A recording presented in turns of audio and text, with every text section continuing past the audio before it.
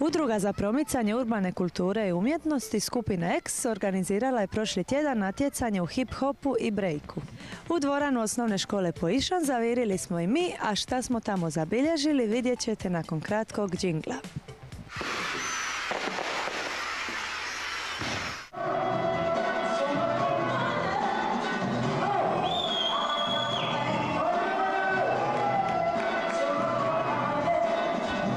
Ovog vikenda u splitskoj školi Poišan u organizaciji plesne skupine Unit X održano je natjecanje u brejku i hip-hopu radnog naziva Double Fight 3.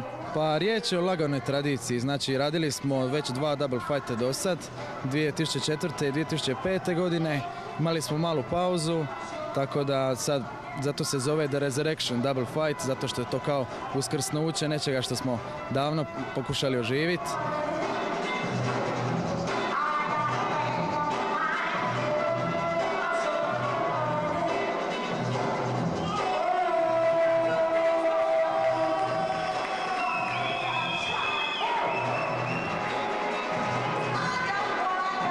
U obje kategorije, i u hip-hopu i u break-dansu, natjecatelji se bore po sistemu 2 protiv 2, a sve nadgleda iskusna sudačka trojka koja bira pobjednika. Svaka kategorija ima svoja 3 suca, koji su suci iz te discipline, znači bave se inače tim plesom dugi niz godina i na račun svoga znanja ti ljudi su kompetentni za ocijeniti ko je dobar plesač, ako nije.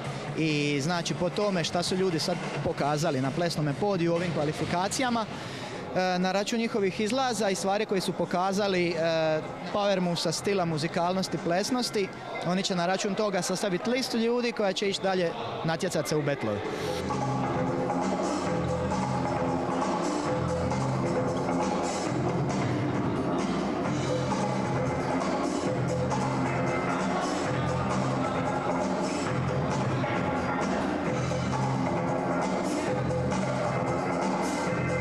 Splitski poduzetnici i lovaši nemaju baš razumijevanja za ovakvu vrstu natjecanja, pa se mladi organizatori ovog kontesta snalaze kako znaju i umiju.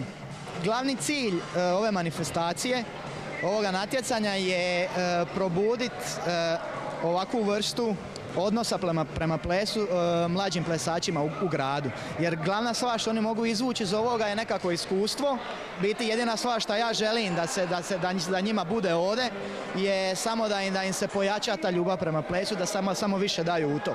Jer ovakva natjecanja su prava stvar za razmjenu iskustava, za učit više. I jednostavno po meni je ovo najbolje što plesač može napraviti. Da bi sam sebe izgradio i da bi na kraju kraja da bi se izgradio kao osoba, jer sve to je jedan paket.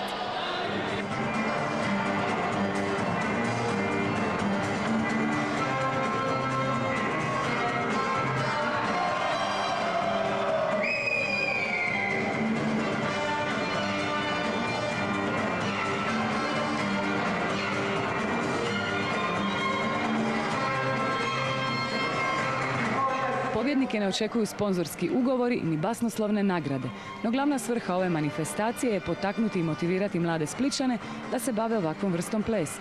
Koji je konkretno tvoj motiv dolaska ovdje? Motiv dolaska je čisto zabava, čisto druženje sa svima iz Splita, plesačima. Ovo je prvi put nakon 5 godina da se, 4-5 godina da se održava nešto u Splitu.